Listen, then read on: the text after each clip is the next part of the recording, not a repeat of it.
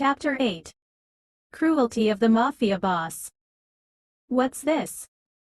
Joe asked, his face turning red with a stern expression. "It's your meal, sir," Adna replied. "Yes, I know it's food. But why?" Creak. Joe didn't finish his sentence as his stomach growled loudly. "Enough." Joe sampled Adna's cooking peacefully, nodding approvingly. Joe was about to protest, not because the food was unpleasant, but because there were only two types of dishes on the table. Normally, there would be a variety of foods prepared for him. Not bad. "Your cooking is quite good," Joe said. Feeling uneasy, Joe confronted Adna, who was still standing before him. "Why are you still here?" Joe glared at her. "Are you hoping I'll invite you to dine with me here?" Joe sarcastically questioned her. "Haha, don't even dream about it. It will never happen, let alone sharing a table with you." "Just looking at you makes me want to vomit," Joe laughed with his bitter words. "Sorry, sir, I never hoped to eat with you. I only want to ensure if you still need my services or not, that's all." Adna fought back, unwilling to let Joe trample on her dignity. Joe, angered by Adna's words, turned crimson. Quickly leave from here, Joe could still control his emotions as his stomach was incredibly hungry. Unusual for him to restrain his emotions like this. Normally, anything in his way would be thrown and destroyed when he was angry, but not now, thanks to his rebellious empty stomach. After Joe's outburst, Adna realized and left, leaving Joe alone with his food. A few minutes later, he finished his meal, leaving a considerable amount of leftovers on the dining table. Joe couldn't consume all the food Adna had prepared, given his hunger. He recalled Adna's earlier words and shouted to summon all the maids in the mansion. "Bic Elisha," he called. "Yes, sir." "What's the matter?" Bic Elisha came running, surprised by her master's yell. "Quickly gather all the maids here right now," Joe ordered. Shortly after, everyone, including Adna, had assembled in the dining room. "Listen carefully. I want everyone to work diligently and obey all my rules in this house. If any of you dislike it, feel free to leave. Don't expect to come back and live decently out there," Joe condemned and threatened all his maids. They looked frightened and were sweating, confused about what had happened to warrant this gathering. "And for you," Joe pointed at Adna, "you must attend to all my needs, and I don't want any mistakes, got it?" Joe warned again.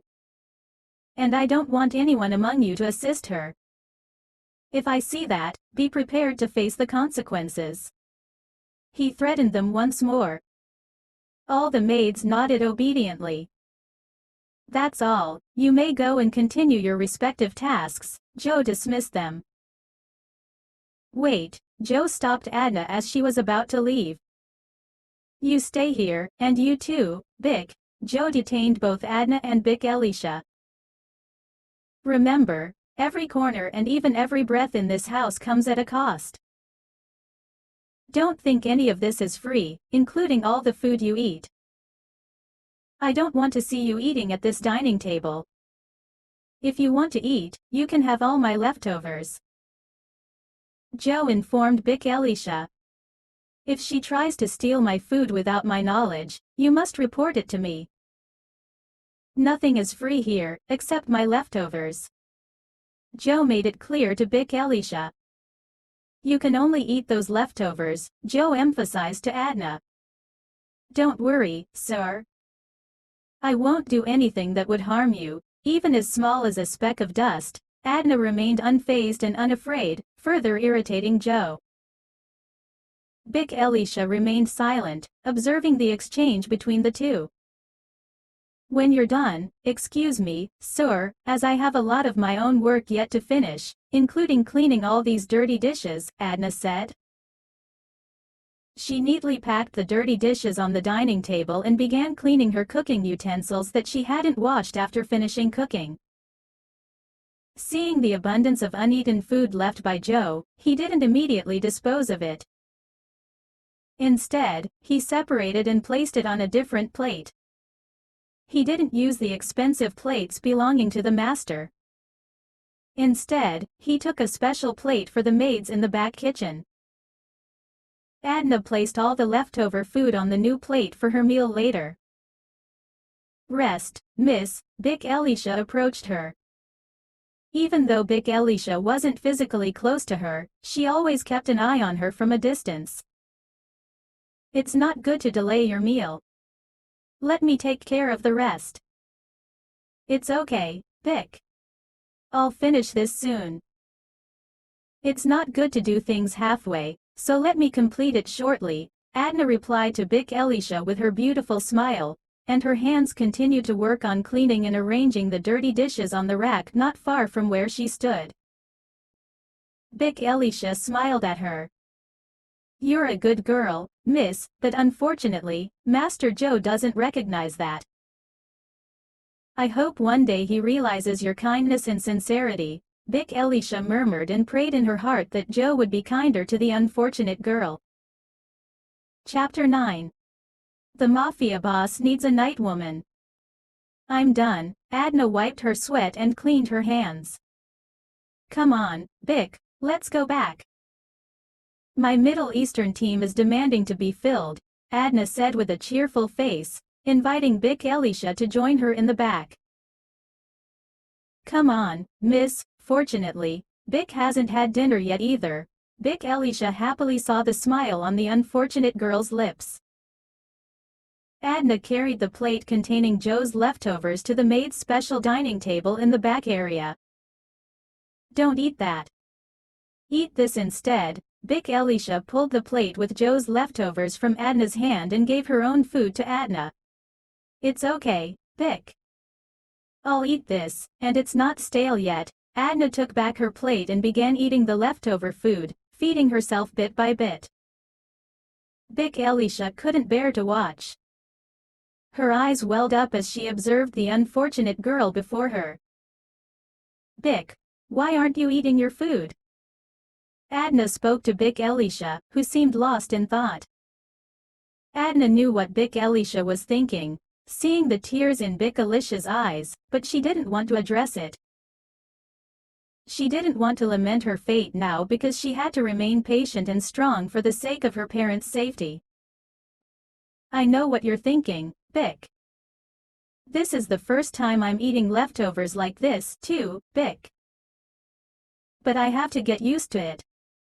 Crying and rebelling would be pointless. Let me enjoy my miserable life," Adna murmured in her heart, holding back her tears.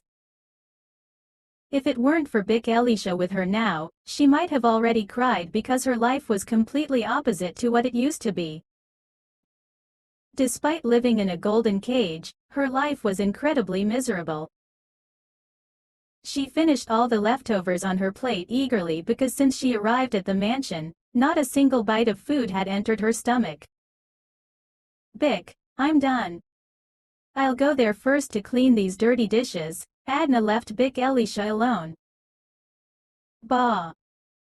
Big Elisha was startled when someone came and tapped her shoulder so forcefully that the food in her mouth spewed out. "Why are you so foolish? What are you thinking?" another maid asked her.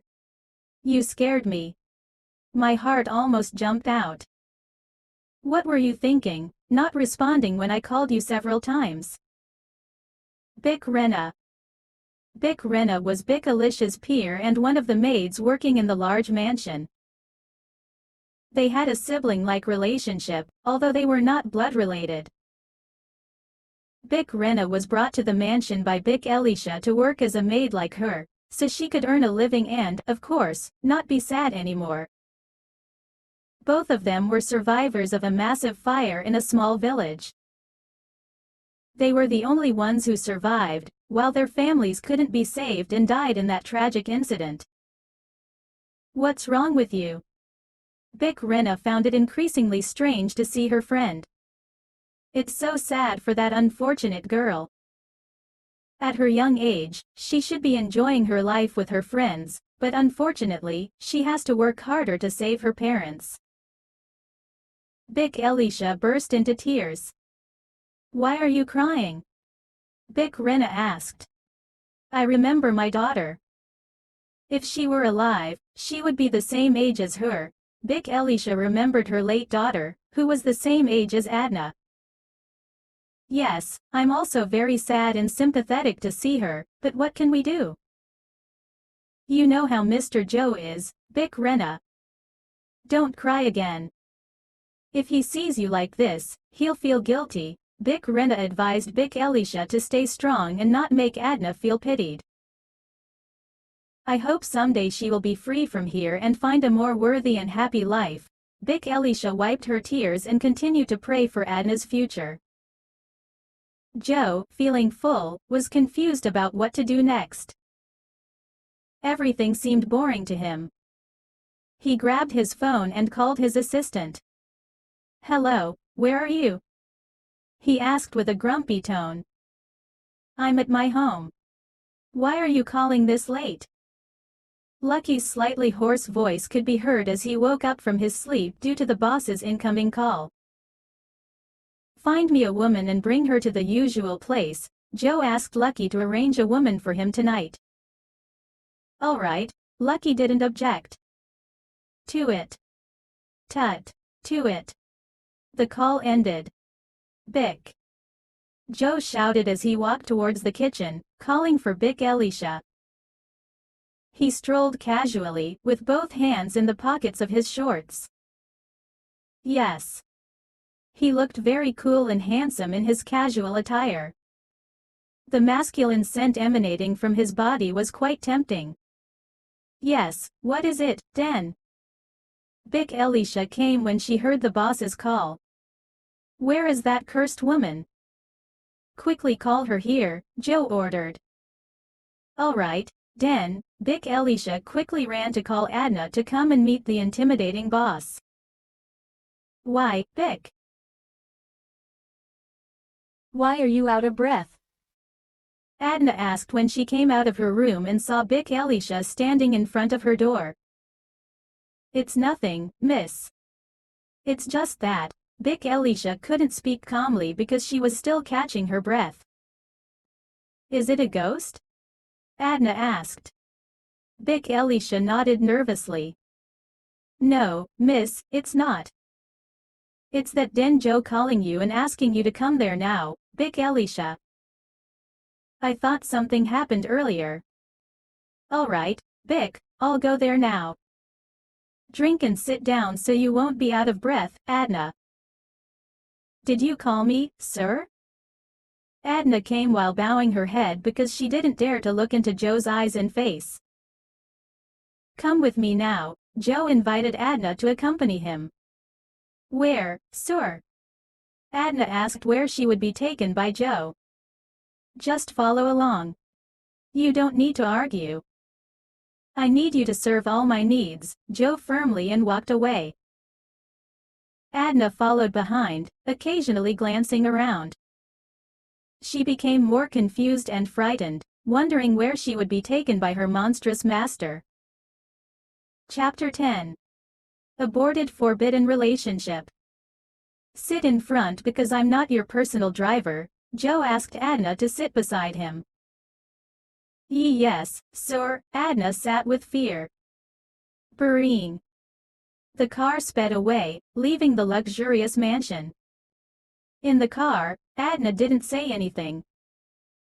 She remained silent while enjoying the city's atmosphere, wondering where the evil monster would take her. Hotel, she whispered in her heart, her eyes widened when she saw the familiar place. Sir, why are you taking me here? She asked fearfully. Get out, Joe didn't respond. Instead, he walked without considering Adna behind him. Adna became more confused when Joe entered one of the special rooms. Why is he going there instead of checking in at the reception? But, well, thank goodness if he hasn't booked a room. Adna felt a bit relieved with her thoughts. Cling. The elevator door sound. Why are you still standing there? Do you want to take the emergency stairs? Joe threatened her. Adna quickly entered, afraid that using the emergency stairs would make her exhausted. It turned out the private elevator went straight to a special room on the top floor of the building. The hotel they visited was owned by Joe, and the room was his special room, a place where he engaged in intimate relationships with his paid women. On the top floor of the building, it wasn't just a room. It was like an apartment with considerable spaciousness. The room also had 2 separate bedrooms. Adna looked around the room with a pounding heart. Shortly after they arrived, the paid woman Adna requested through Lucky also arrived. Ting, ting, ting. Doorbell sound. What are you looking at? Quickly open the door, Joe said. Adna didn't say anything. She walked towards the door to open it. When the door opened, a woman dressed very provocatively and thinly appeared. Who is this woman? Adna wondered. Who are you? The paid woman asked. I know you. You must be Joe's maid. The paid woman was very arrogant. Watch out, move aside. The paid woman walked in, forcefully bumping Adna's shoulder. Really impolite. Adna complained, annoyed by the woman's attitude. What did you say just now? The paid woman said, listening to Adna's mumbling, even though Adna spoke very quietly. No, nothing, miss. Adna shook her head and gently closed the door. The paid woman walked towards Joe, who was waiting for her casually. Darling, who is this woman? Why is she here with us? The paid woman asked, teasing Joe. Pay no attention to her, Joe said. Joe began to pull the paid woman's body forcefully. Sir, gently please. The paid woman moaned more and more on Joe's thighs.